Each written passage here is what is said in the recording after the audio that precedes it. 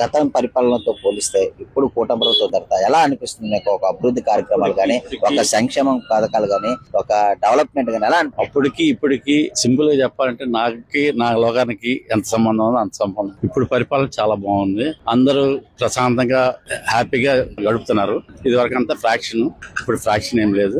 ఇప్పుడు టీటీడీ విషయంలోకి వస్తే తిరుమల దేవస్థానం ఒక పవిత్రమైన టెంపుల్. గతంలో చూసినట్లయితే పరకమణిలోని అతిపెద్ద చోరీ అనేది జరిగింది. కానీ జగన్మోహన్ రెడ్డి అనే వ్యక్తి చిన్న దొంగతనం అని అన్నాడు. ఇది ఎంతవరకు కరెక్ట్ అవుతుంది? ఇలా మాట్లాడారు. దొంగతనం అనేది చిన్నది కానీ పెద్దది కానీ ఒకటే, అది కరెక్ట్ కాదు. సరే, ఇప్పుడు ప్రసాదం అనేది పవిత్రమైన ప్రసాదం తిరుపతిలోని హిందూ వాళ్ళందరికీ, కానీ ఆ ప్రసాదాన్ని కూడా కల్తీ చేయడం జరిగింది.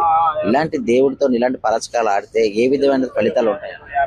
అవన్నీ భగవంతుడు చూసుకుంటాడు. ఎందుకంటే జరిగిన తప్పుని మనం చూడలేము, కానీ భగవంతుడు అనేవాడు చూస్తుంటాడు ఎప్పుడు కూడా. ఎలా అనిపిస్తుంది సార్ ఈ కూటమి ప్రభుత్వం వచ్చిన తర్వాత హిందూ దేవాలయాలు ఎట్లా బాగున్నాయి? అంత చక్కగా ఉన్నాయి, ఎక్కడికి వెళ్ళినా బాగానే ఉంటుంది.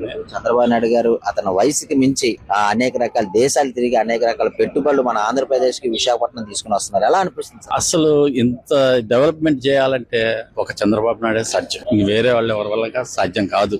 ఈ జగన్మోహన్ రెడ్డి గారు వచ్చినా సరే ఏం సాధించలేరు. ఎందుకంటే గత 5 సంవత్సరాలు గత ప్రభుత్వం 5 సంవత్సరాలు చూసాం. ఈ గత ప్రభుత్వం చేసిన తప్పుల్ని సవరించుకుంటూ ఇంత డెవలప్మెంట్ వచ్చిందంటే ఇంకా బాగుంది. ఇలాగే 15 సంవత్సరాలు చేస్తే వరల్డ్ లో నెంబర్ 1 పొజిషన్ రావచ్చు.